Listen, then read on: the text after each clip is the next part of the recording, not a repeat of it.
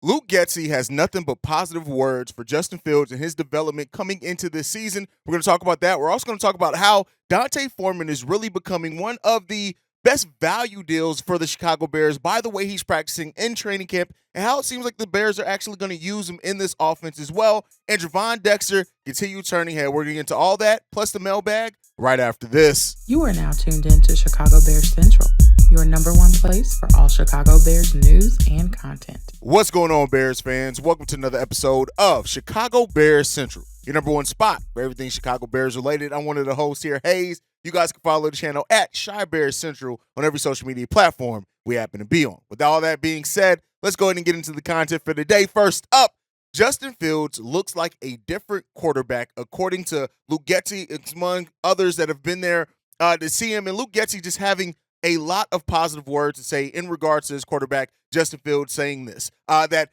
he has noticed a gradual ascent from Justin Fields as he works towards mastering the position. He says this, last year was probably, I'm going to do my job. He's on his way to being able to do stuff like that. That part has really been fun in training camp. We were in 101 classes. Now we're in 201 and 301 classes. He also says this, with any young quarterback, they have a really hard time of letting go of plays. You make the play call and you're excited, but the defense doesn't present what you want. Some guys just want to say, screw it, we're going to make the play and see what happens. But there's a patience to it, and we all know we will come back to it, or maybe they will blitz you in a way that you weren't prepared for. It's about being able to respond to those things in the right way. We don't want to waste a play, but we don't want to necessarily have to get everything out of the play we intended with the call. So he was able to say, okay, I'm hot, I'm throwing it hot, and it wasn't just the premier look, which young quarterbacks struggle with.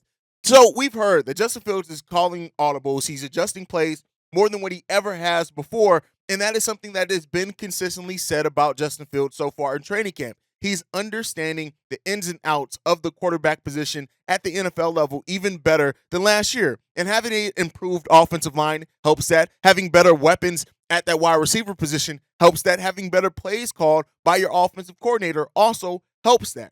Everything is really shaping up to Justin Fields really making that ascent. Now, will he hit that 4,000 yards passing that he talked about prior to training camp? That remains to be seen. But at the end of the day, Justin Fields and his leap and ascent towards being one of the better quarterbacks in the NFL is what we're here to watch, right? Is that development part of his game. He's already shown he can be a dynamic playmaker and he can turn broken plays into positive yardage for the Chicago Bears with his legs. Coming into this season, we all knew we want to see now what is Justin Fields and Luke Getsy, how do they grow as a quarterback, offensive play caller combination together with the additional weapons, with a year of development, with a year of growth, with bringing in a player like DJ Moore.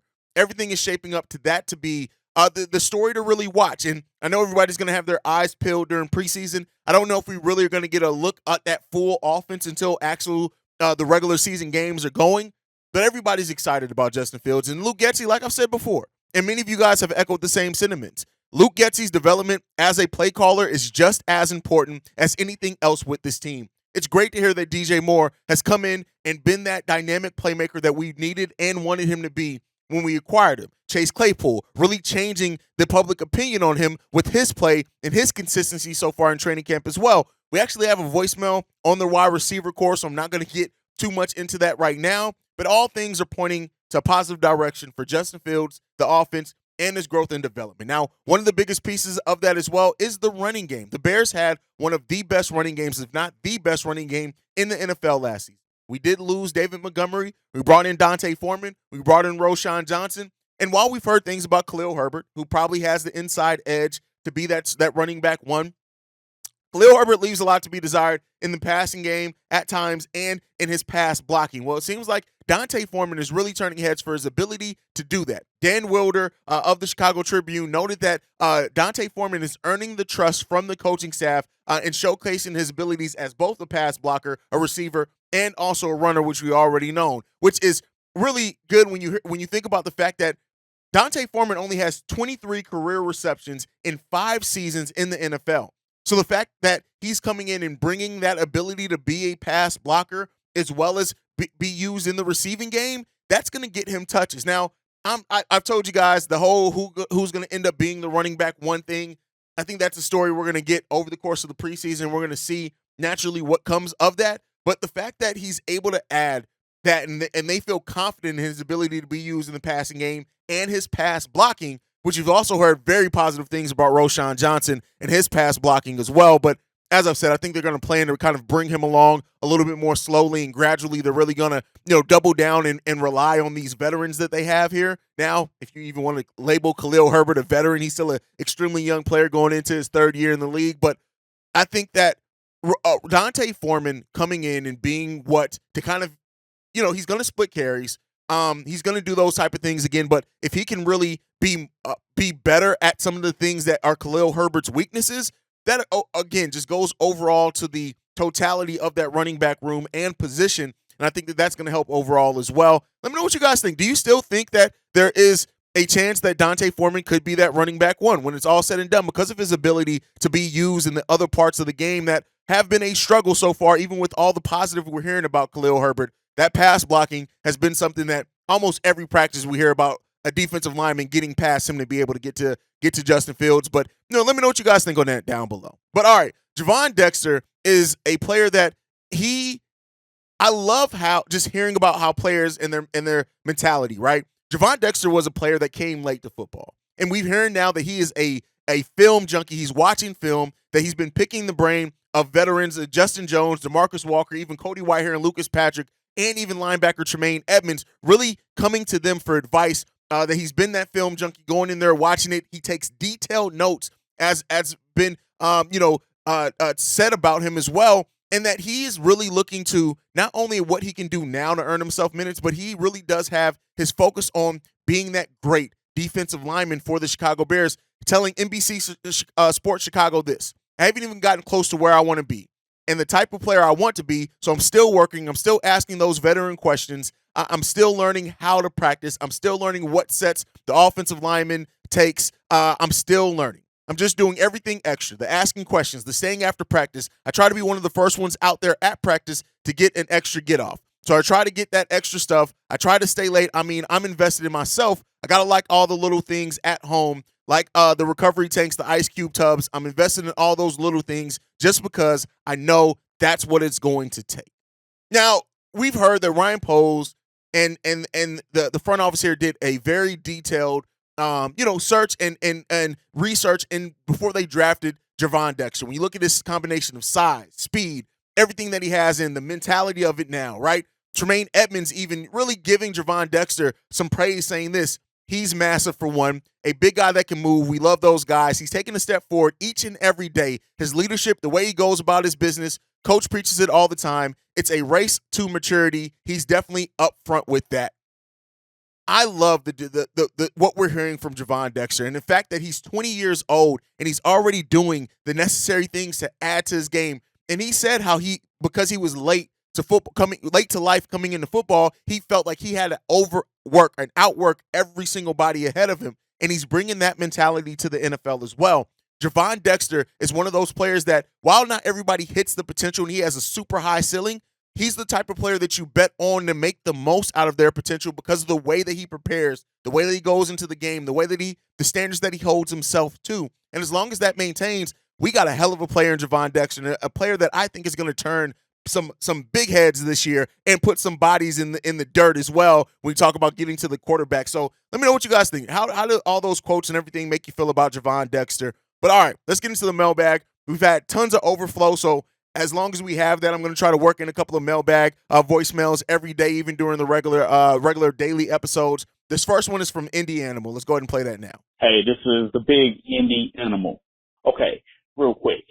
Now, last year, they had a tough schedule. They were completely shit.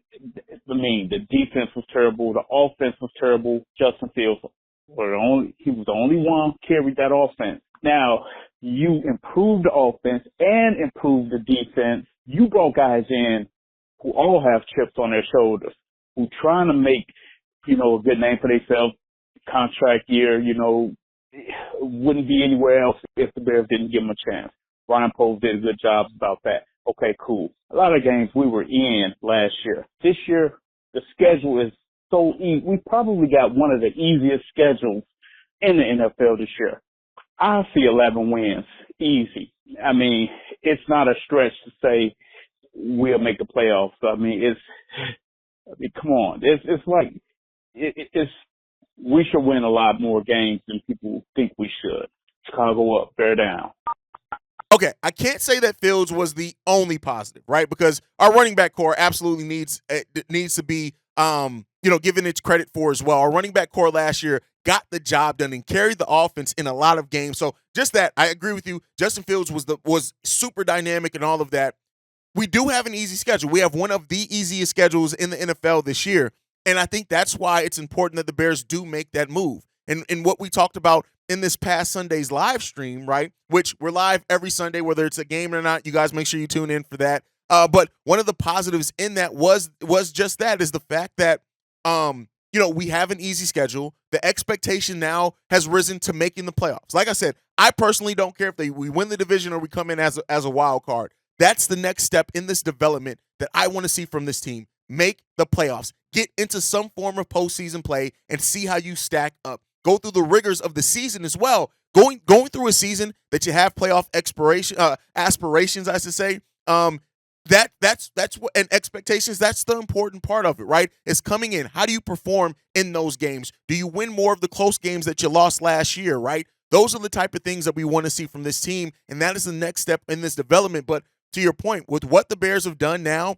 with that defense, I think that you have to make the playoffs. That's my opinion. Like I said, I'm cool with it being a wild card. I know some Bears fans have it being something else, but I'll say this. If they hit your expectation of getting 11 wins, that's a playoff team, right? That is a playoff team. And here's the thing. If by some crazy stretch of the imagination where the NFC is just crazy and 11 wins doesn't get you in the playoffs, I'm still fine with that, right?